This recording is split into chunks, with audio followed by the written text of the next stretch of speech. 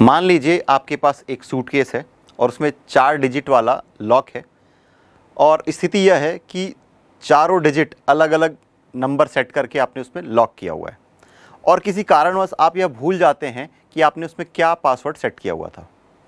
लेकिन किसी तरीके से आपको यह याद आ जाता है कि आपने पहले डिजिट पर 7 अर्थात 7 नंबर को फिक्स किया था।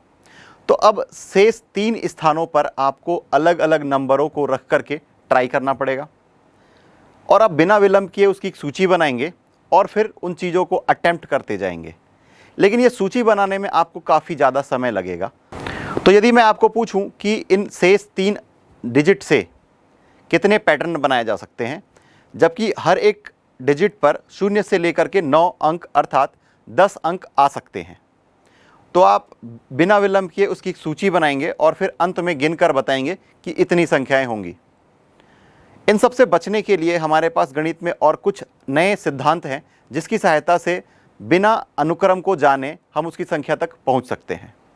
तो इस अध्याय में हम इस प्रकार के सिद्धांतों का अध्ययन करेंगे जिसे क्रमचय और संचय के नाम से जाना जाता है। आइए पहले हम देखते हैं इससे संबंधित कुछ मूलभूत अवधारणाएं और फिर अवधारणाओं के बाद उससे संबंधित प्रश्नों को हल करेंगे। क्रमचय की परिभाषा। दी हुई वस्तुओं के एक समूह में से एक बार में कुछ अथवा सभी वस्तुओं को लेकर जितने भिन्न भिन्न विन्यास या अरेंजमेंट्स बनाए जा सकते हैं, उनमें से प्रत्येक विन्यास को क्रमचय या परमुटेशन कहते हैं। माना कि हमारे पास 3 वस्तुएं ए, बी तथा सी है। यदि इनमें से एक बार में 2 वस्तुओं को लेना संभव हो तो संभव भिन्न भिन्न विन्यास होंगे A B, B A, B C B, A C और सी ए। इनकी संख्या 6 है। इनमें से प्रत्येक क्रमचय कहलाता है। पुनः यदि वस्तुओं ए बी सी में से सभी को एक साथ लेकर विन्यास बनाते हैं तो वे हमें कुछ इस प्रकार मिलेंगे: A B C B C A, B A C A B A. इन क्रमचयों की संख्या 6 है। इसी प्रकार यदि हमारे पास 4 वस्तुओं ए बी सी डी का एक दिया हुआ समूह है तो इनमें से 2 वस्तुओं को एक बार में लेने से क्रमचय बनेंगे: A B A C A D A, B C B D D और डी सी। इन क्रमचयों की संख्या 12 है। इसी प्रकार ए बी सी और डी में से 3 वस्तुओं को एक बार में लेने से कुल 24 क्रमचय बनेंगे, जो इस प्रकार है। या फिर हम यह कह सकते हैं कि यदि ए बी सी डी में से सभी वस्तुओं को एक साथ लेकर विन्यास बनाने हो तो 24 विन्यास बनेंगे, जो इस प्रकार है। गणना के आधारभूत सिद्धांत। तो गणना के सिद्धांत को समझने के लिए हम एक उदाहरण लेते हैं। माना मोहन नाम का एक व्यक्ति है और उसके पास 3 पैंट है, P1, P2 और P3, और उसके पास 2 शर्ट है। माना कि वह S1 और S2 है। कितने प्रकार से वह पैंट और शर्ट्स को पहन सकता है? तो यदि वह पहले वाले पैंट को पहनता है तो ये P1, और उसमें यदि S1 का सिलेक्शन करता है तो P1 S1 एक स्थिति आ गई। दूसरी स्थिति, जब पैंट P1 है और शर्ट दूसरा जो है अर्थात S2 को सेलेक्ट कर रहा है तो P1 S2 यह दूसरी स्थिति आ गई। इसके बाद जब वो P2 को सेलेक्ट करेगा, पैंट P2 को, और उसके साथ में शर्ट S1 को, तो P2 S1। इसके बाद अगली स्थिति P2 S2 होगा। इसी प्रकार जब वो पैंट तीसरे को सेलेक्ट करेगा अर्थात P3 S1 एक स्थिति आएगी और अंतिम स्थिति आएगी P3 S2। तो इस प्रकार कुल संभव विन्यास जो हैं कुल 6 आ रहे हैं, अर्थात 2 और 3 का गुणा करेंगे तो यहाँ पर 6 स्थितियाँ बन रही है। यही गणना का आधारभूत सिद्धांत है जिसे हम आगे देखेंगे। गणना के नियम। तो मूलतः हम 2 नियमों को देखेंगे, जिसमें पहला नियम है गणना के गुणन का नियम, law of multiplication of counting. यदि किसी कार्य को करने की m भिन्न भिन्न विधियां हैं और जब यह कार्य उनमें से किसी एक विधि के द्वारा किया जा चुका हो, तब यदि किसी दूसरे कार्य को करने की n विधियां हो तो दोनों कार्यों को साथ साथ करने की कुल m गुना n विधियां होंगी। चलिए इसे समझने का प्रयास करते हैं। जब पहला कार्य किसी एक विधि से कर लिया गया है तो दूसरा कार्य n विधियों से किया जा सकता है। इस प्रकार यदि पहले कार्य को करने के लिए केवल एक ही विधि का प्रयोग किया गया हो तो दोनों कार्य साथ साथ n विधियों से किए जा सकते हैं। परंतु पहला कार्य m विधियों से हो सकता है तथा इनमें से प्रत्येक विधि से पहला कार्य किए जाने पर दूसरा कार्य n विधियों से हो सकता है। अतः दोनों कार्य एक साथ m गुना n विधियों द्वारा किए जा सकते हैं। यह सिद्धांत दो से अधिक कार्यों के लिए भी प्रयुक्त किया जा सकता है। यदि पहला कार्य m प्रकार से किया जा सकता है तथा दूसरा n प्रकार से किया जा सकता है, जबकि पहला कार्य m प्रकारों में से किसी एक प्रकार से किया जा चुका है, तब यदि तीसरा कार्य p प्रकार से किया जा सकता है, जबकि पहले दोनों कार्य उनको करने के भिन्न भिन्न प्रकारों में से किसी एक प्रकार से ही किए गए हैं, तो तीनों कार्य साथ साथ m गुना n गुना p प्रकारों से किए जा सकते हैं। दूसरा नियम है गणना के योग का नियम, law of addition of counting. यदि दो घटनाएं स्वतंत्र रूप से m एवं n प्रकार से घटित होती है, तब दोनों घटनाएं m धन n प्रकार से घटित हो सकती है। यही घटना के योग का नियम है। श्री महावीराचार्य का जीवन परिचय एवं योगदान। महावीराचार्य का जन्म 850 ईस्वी संवत में हुआ। महावीराचार्य ने गणितसार, ज्योतिष पटल एवं षट त्रिशंका आदि मौलिक एवं अभूतपूर्व ग्रंथ लिखे। अपने इन ग्रंथों के कारण महावीराचार्य ने भारतीय गणित के क्षेत्र में बड़ा महत्वपूर्ण स्थान प्राप्त किया है। महावीराचार्य ने युगपद समीकरण को हल करने के नियम भी प्रतिपादित किए हैं तथा वर्ग समीकरण को व्यवहारिक प्रश्नों द्वारा समझाया है। उन्होंने इन प्रश्नों को दो भागों में विभक्त किया है। प्रथम वे प्रश्न जिसमें अज्ञात राशि के वर्गमूल का उल्लेख है तथा द्वितीय वे प्रश्न जिनमें अज्ञात राशि के वर्ग का निर्देश रहता है। उन्होंने अंकगणित संबंधी जोड़, घटाना, गुणा, भाग, वर्ग, वर्गमूल और घनमूल इन सब परिक्रमों का भी उल्लेख किया है। महावीराचार्य ने अपने ग्रंथ गणित सार संग्रह में बीज गणित से संबंधित अनेक सिद्धांतों का भी प्रतिपादन किया है। उन्होंने इसमें मूलधन, ब्याज, मिश्रधन और समय ज्ञात करने एवं भिन्न संबंधी, शेष मूल, भाग, शेष संबंधी अनेक ऐसे नियमों का वर्णन किया है जो प्राचीन काल तथा आधुनिक गणित में बहुत महत्वपूर्ण है। उन्होंने गणित सार संग्रह में न वस्तुओं में से आर वस्तुओं को लेकर एक साथ बने संचय ज्ञात करने के लिए भी सूत्रों का प्रतिपादन किया है। तो इस अध्याय में जो हम सूत्र पढ़ने वाले हैं, ये महावीराचार्य की ही देन है। इस सूत्र को देने वाले श्री महावीराचार्य प्रथम भारतीय गणितज्ञ ही नहीं अपितु विश्व के प्रथम गणितज्ञ थे। यह सूत्र यूरोप में महावीराचार्य के लगभग 800 साल बाद अर्थात 17वीं शताब्दी में खोजा गया था। गणना के नियम को देखने के बाद हम उससे संबंधित प्रश्न देखते हैं, जिसमें पहला प्रश्न है कि एक कक्षा में 20 विद्यार्थी हैं, कितने प्रकार से एक मॉनिटर को चुना जा सकता है। तो पहली बात यह कि 20 विद्यार्थी हैं, उसमें से किसी एक को चुनना है। तो इसमें 20 तरीके हो सकते हैं। तो इसे हम लिखेंगे कि 20 विद्यार्थियों में से कोई भी एक विद्यार्थी मॉनिटर के रूप में चुना जा सकता है। अतः एक मॉनिटर चुनने के तरीके बराबर 20। अगला प्रश्न है, एक सिक्का 3 बार उछाला जाता है और परिणाम अंकित कर लिए जाते हैं। परिणामों की संभव संख्या क्या है, यह ज्ञात करना है। तो पहले सिक्के को यदि हम उछालें तो या तो हेड मिलेगा या तो टेल मिलेगा। यहां पर इसकी दो स्थिति आ रही है या फिर दो संभावित स्थिति हमें मिल रही है। इसी प्रकार दूसरे और तीसरे सिक्के को भी उछालने पर हमें हेड और टेल मिल सकता है। तो अब हम इसे लिखेंगे कि तीनों सिक्कों को अलग अलग उछालने पर संभावित परिणामों की संख्या बराबर 2 गुना 2 गुना 2 बराबर 8।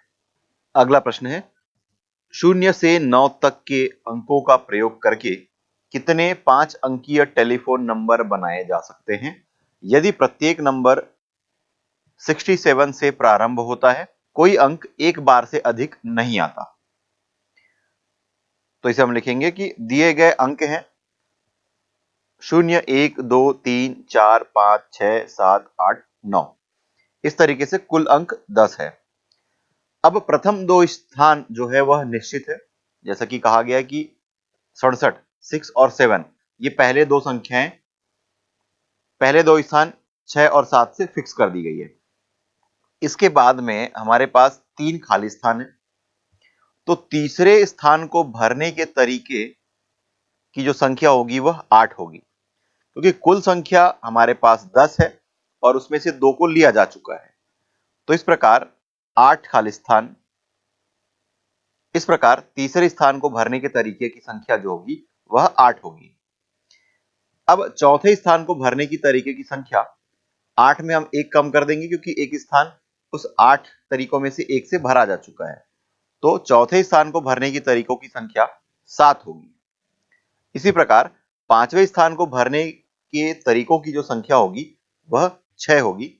गणना के नियम के हिसाब से कुल तरीकों की संख्या 8 गुणित 7 गुणित 6 बराबर 336। अगला प्रश्न, अंग्रेजी वर्णमाला के प्रथम 10 अक्षरों से कितने 4 अक्षर के कोड बनाए जा सकते हैं यदि किसी भी अक्षर की पुनरावृत्ति नहीं की जा सकती? तो हमारे पास 4 स्थान हैं, पहला, दूसरा, तीसरा और चौथा, और कहा गया है कि अंग्रेजी वर्णमाला के प्रथम 10 अक्षर। तो पहले स्थान को भरने के तरीके होंगे 10, दूसरे स्थान को भरने के तरीके होंगे 9, तीसरे स्थान को भरने के तरीके होंगे 8 और चौथे स्थान को भरने के तरीके होंगे 7। इस प्रकार कुल तरीकों की जो संख्या होगी वह 10 गुणित 9 गुणित 8 गुणित 7 बराबर 5040 होगी। शब्द करेज COURAGE के अक्षरों में से एक स्वर और एक व्यंजन कितने तरीकों से चुने जा सकते हैं, यह प्रश्न है। तो पहले हमें यह लिखना होगा कि करेज जो शब्द है इसमें जो अक्षर हैं इसमें कितने स्वर और कितने व्यंजन हैं। तो शब्द COURAGE में 4 स्वर A E O U है तथा 3 व्यंजन है C R और G। 4 व्यंजनों में से कोई एक व्यंजन चुनने के तरीके 4 होंगे और इसी प्रकार 3 व्यंजनों में से कोई एक व्यंजन चुनने के जो तरीके होंगे वो 3 होंगे। तो इस प्रकार हम लिख सकते हैं कि एक स्वर और एक व्यंजन चुनने के तरीके बराबर 4 गुणित 3 और बराबर 12, और यह इसके लिए उत्तर है। अगला प्रश्न, 3 यात्री एक शहर में आते हैं जिसमें केवल 4 होटल हैं। कितने भिन्न भिन्न प्रकारों से वे अपने लिए इन होटलों में स्थान सुरक्षित करा सकते हैं जबकि प्रत्येक यात्री अलग अलग होटल में ठहरना चाहता है? तो यहां पर ध्यान देने वाली बात यह है कि प्रत्येक यात्री जो है वो अलग अलग होटल में ठहरना चाहता है, एक ही होटल में एक से अधिक व्यक्ति नहीं होंगे। तो इस प्रकार प्रथम यात्री के 4 में से किसी एक होटल में ठहरने के जो तरीके होंगे वह 4 हो जाएंगे। अब जब वो प्रथम व्यक्ति 4 में से किसी एक होटल में ठहर जाएगा तो रिक्त स्थान 3 बचेंगे, अर्थात दूसरे यात्री के लिए एक होटल में ठहरने के तरीके 3 होगा। अब जब दूसरा यात्री 3 में से किसी एक में ठहर जाएगा तो 2 होटल रिक्त बचेंगे। तो इस प्रकार तीसरे यात्री के 2 में से किसी एक होटल में ठहरने के तरीके बराबर 2 होगा।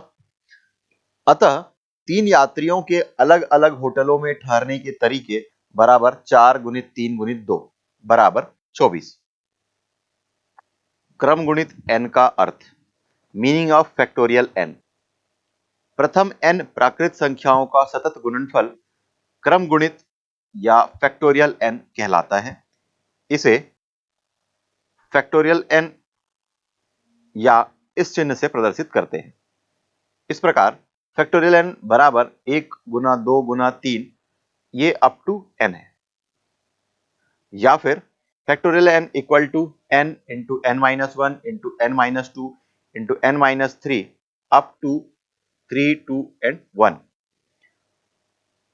तो परिभाषा के अनुसार हम लिख सकते हैं कि factorial n equal to n into n minus one का फैक्टोरियल इक्वल टू, ये फैक्टोरियल n माइनस वन था, इसे हम और आगे सरल करेंगे तो हम लिख सकते हैं equal to n into n minus one and n minus two का फैक्टोरियल। इसी तरीके से आगे भी इस क्रम में लिखा जा सकता है। तो फैक्टोरियल 1 इक्वल टू 1 होगा, factorial 2 equal to 2 into 1 equal to 2, factorial 3 equal to 3 into 2 into 1 equal to 6, factorial 4 बराबर 4 into 3 into 2 into 1 equal to 24। इस तरीके से हम दिए गए संख्या का फैक्टोरियल या क्रम गुणित निकाल सकते हैं। ध्यान देने वाली बात यह है कि ऋणात्मक संख्याओं के क्रम गुणित या फैक्टोरियल का मान अनंत होता है। तो अगला प्रश्न है, परिकलन कीजिए। तो ये कि 7 का फैक्टोरियल माइनस 5 का फैक्टोरियल। तो जैसा कि थोड़ी देर पहले हमने देखा था कि फैक्टोरियल को इस तरीके से भी लिखते हैं या फिर इस तरीके से भी लिखते हैं। तो क्रम फैक्टोरियल या क्रम गुणित, 7 फैक्टोरियल का मतलब है 7 into 6 into 5 into 4 into 3 into 2 into 1। तो किसी भी संख्या का जो क्रम गुणित है उसमें एक एक घटाते जाइए, एक आते तक जितने भी संख्याएं मिल रही है उन सबका गुणनफल। इसी तरीके से 5 का फैक्टोरियल होगा 5 इंटू 4 इंटू 3 इंटू 2 इंटू 1, और इसको जब आप सॉल्व करेंगे तो मिल जाएगा 5040 इस पदों को हल करेंगे तो। और 5 का फैक्टोरियल जो होता है ये 120 होता है, तो इसको और आगे आप सरल करेंगे तो मिल जाएगा 4920। इसी प्रकार इसमें दूसरा प्रश्न देखते हैं कि 10 का फैक्टोरियल है अपॉन 8 का फैक्टोरियल और ये 2 का फैक्टोरियल। तो जो बड़ी संख्या है 10, तो इसको हम 10 इंटू 9 का फैक्टोरियल लिख सकते हैं, और फैक्टोरियल 9 को 9 इंटू 8 का फैक्टोरियल लिख सकते हैं। इसी प्रकार ये 8 फैक्टोरियल, ताकि ये 8 फैक्टोरियल और ये 8 फैक्टोरियल ये दोनों कैंसिल हो जाए। और फिर फैक्टोरियल 2 का मतलब है 2 इंटू 1, तो ये फैक्टोरियल 8 और फैक्टोरियल 8 दोनों कैंसिल हो जाएगा। और जब आप 10 को 2 से भाग देंगे तो आएगा 5, तो 5 और 9 का जब गुणा करेंगे तो आपको मिल जाएगा 45। तो इसी तरह से हम फैक्टोरियल से संबंधित प्रश्नों को हल कर सकते हैं। तो इसमें अगला प्रश्न दिया गया है कि मान ज्ञात कीजिए factorial n upon factorial r और फैक्टोरियल n माइनस r का, जहाँ पर n इक्वल टू 5 और r इक्वल टू 2 है। इसका मतलब ये कि n के स्थान पर आपको 5 रखना है और r के स्थान पर 2 रखना है, और इसको आपको सरल करना है। तो जब n इक्वल टू 5 रखेंगे या 5 रखेंगे तो मिल जाएगा 5 का फैक्टोरियल, और r की जगह पर 2 रखेंगे और ये 5 ऋण 2, सरल करने पर आएगा 5 का फैक्टोरियल और ये 2 का फैक्टोरियल और ये 3 का फैक्टोरियल। तो 5 जो है इसको हम 5 गुणित 4 गुणित 3 का फैक्टोरियल लिख सकते हैं। अब ये 3 का फैक्टोरियल और ये 3 का फैक्टोरियल ये दोनों कैंसिल हो जाएगा, तो 2 का फैक्टोरियल इसको 2 गुना 1 लिख सकते हैं, और ये फैक्टोरियल 3, ये दोनों कैंसिल हो गए, 2 दूनी 4, तो इस तरीके से 5 गुणित 2 और ये आ गया आपको 10, और यही इस प्रश्न के लिए उत्तर है जो हमें ज्ञात करना था। इसमें अगला प्रश्न है कि यदि 1/6 factorial plus 1/7 factorial equal to x upon 8 factorial है तो x का मान ज्ञात कीजिए। तो चलिए इसे हल करते हैं। 1/6 factorial plus 1/7 factorial equal to x upon 8 factorial. तो यहाँ पर ये जो 7 फैक्टोरियल है इसे आप लिख सकते हैं 1/7 और ये इंटू 6 का फैक्टोरियल इक्वल टू x, और ये 8 है, इसको आप लिख सकते हैं 8 का फैक्टोरियल को 8 इंटू 7 इंटू 6 का फैक्टोरियल।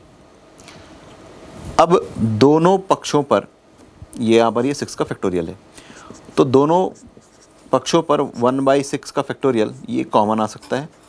तो ये 1 + 1/7 इक्वल टू x अपॉन, इसको जब आप मल्टीप्लाई करेंगे तो मिल जाएगा 56, और ये 1/6 का फैक्टोरियल। तो 1/6 फैक्टोरियल, 1/6 का फैक्टोरियल, ये दोनों कैंसिल हो जाएंगे, और इसको जब आप सरल करेंगे तो मिल जाएगा, लघुत्तम समय पर 7 मिलेगा, और ये अंश में मिल जाएगा 8 बराबर x/56, या फिर x बराबर 8 × 56/7, 7 8 56, तो ये मिल जाएगा 8 × 8, और आपको मिल गया x बराबर 64, और यही इस प्रश्न का उत्तर है जो हमें ज्ञात करना था। क्रमचयों की संख्या, द नंबर ऑफ परमुटेशंस। दी हुई n असमान वस्तुओं में से एक बार में कोई r वस्तुओं को लेकर बने क्रमचयों की संख्या ज्ञात करें। n असमान वस्तुओं में से एक बार में कोई r वस्तुओं को लेने पर बने क्रमचयों की संख्या वही होगी जो r रिक्त स्थानों को n वस्तुओं से भरने की होगी। पहला स्थान n वस्तुओं में से किसी भी एक से भरा जा सकता है, अर्थात इस स्थान को भरने की n विधियां हैं। पहले स्थान को एक वस्तु से भर देने के बाद n-1 वस्तुएं बचेंगी। अब दूसरा स्थान इन n-1 वस्तुओं में से किसी भी एक से भरा जा सकता है। इस प्रकार पहले स्थान को भरने की विधि के संगत दूसरे स्थान को भरने की n-1 विधियां हैं। अतः पहले दो स्थानों को भरने की n × n-1 विधियां हुई। जब पहले दो स्थान n × n-1 विधियों में से किसी एक से भरे जा चुके हैं, तो तीसरे स्थान को केवल n-2 वस्तुएं शेष रहती है। तब तीसरा स्थान इन n-2 वस्तुओं में से किसी एक से भरा जा सकता है। अतएव पहले दो स्थानों को भरने की n × n-1 विधियों में से प्रत्येक विधि के संगत तीसरे स्थान को भरने की n-2 विधियां हैं। अतः पहले तीन स्थान कुल n × n-1 × n-2 विधियों से भरे जा सकते हैं। अतः r स्थानों को भरने की विधियों की संख्या n × n-1 × n-2 up to r गुणनखंडों तक है, अर्थात n × n-1 × n-2 up to n-r+1 है। इसे संकेत npr अथवा pnr से प्रदर्शित किया जाता है। यहाँ p क्रमचय व्यक्त करता है।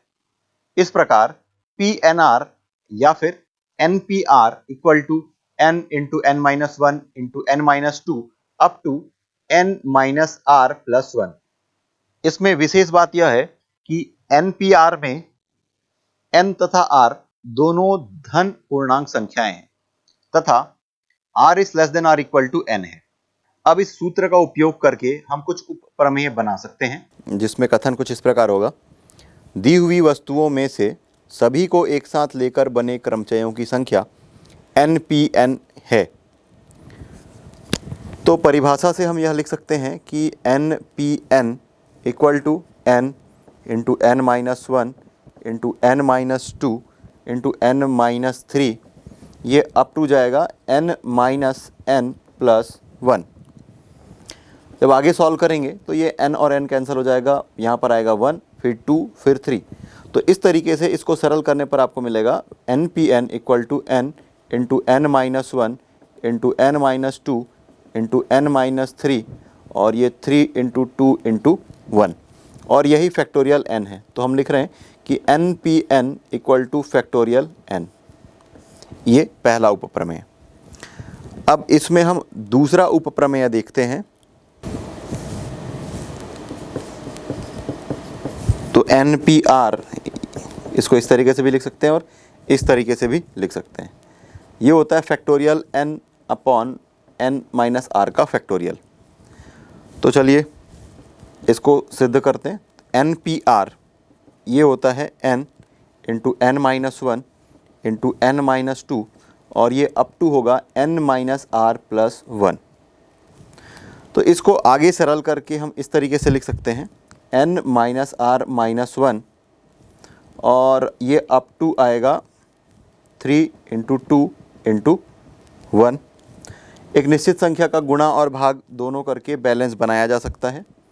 तो हर में हम लिखेंगे n माइनस आर और n माइनस आर माइनस 1 और ये आएगा up to 3 into 2 into 1।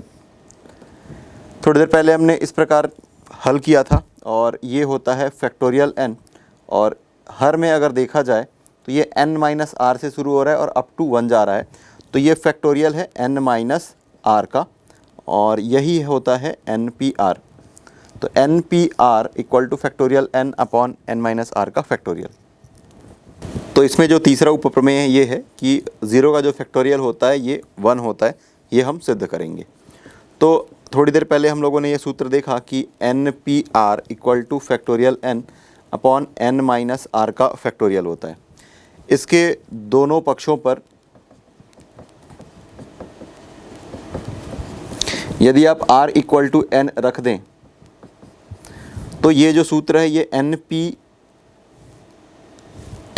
Equal to factorial n और ये हो जाएगा n माइनस n का फैक्टोरियल। सॉल्व करने पर आपको मिलेगा n फैक्टोरियल और ये 0 का फैक्टोरियल। और NPN थोड़ी देर पहले हम लोगों ने देखा था कि ये n फैक्टोरियल के बराबर होता है। तो यहाँ पर आपको मिल रहा है कि n factorial equal to n factorial upon 0 का फैक्टोरियल। अब ये जो 0 का फैक्टोरियल इसको हम पक्षांतर कर देते हैं तो आपको मिल जाएगा 0 का factorial equal to factorial n upon factorial n। ये दोनों कैंसिल हो जाएगा और आपको मिल रहा है 0 का फैक्टोरियल इक्वल टू 1 और यही हमें सिद्ध करना था। इसमें चौथा उपप्रमेय है कि 1 अपॉन माइनस आर का जो फैक्टोरियल है ये 0 होगा, ये हम देखेंगे।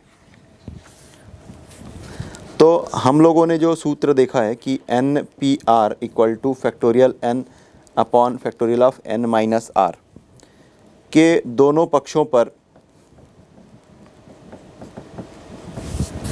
n इक्वल टू 0 रख देंगे। तो n इक्वल टू जब आप 0 रखेंगे तो आपको मिल जाएगा 0PR इक्वल टू 0 का फैक्टोरियल अपॉन 0 माइनस आर का फैक्टोरियल। तो आगे इसे हम लिख सकते हैं 0PR, इसका मतलब है कि 0 0 माइनस 1 0 माइनस 2 ये जाएगा up to 0 minus R plus 1 के तक। 0 का फैक्टोरियल हम लोगों ने देखा है कि ये 1 होता है और ये माइनस आर का फैक्टोरियल है। तो 0 से किसी भी संख्या का आप जब गुणा करेंगे तो आपको मिल जाएगा 0। तो 0 equal to 1 upon minus R का फैक्टोरियल मिल रहा है। या फिर इसको आप लिख सकते हैं 1 अपॉन माइनस आर का फैक्टोरियल इक्वल टू 0 और यही हमें सिद्ध करना था।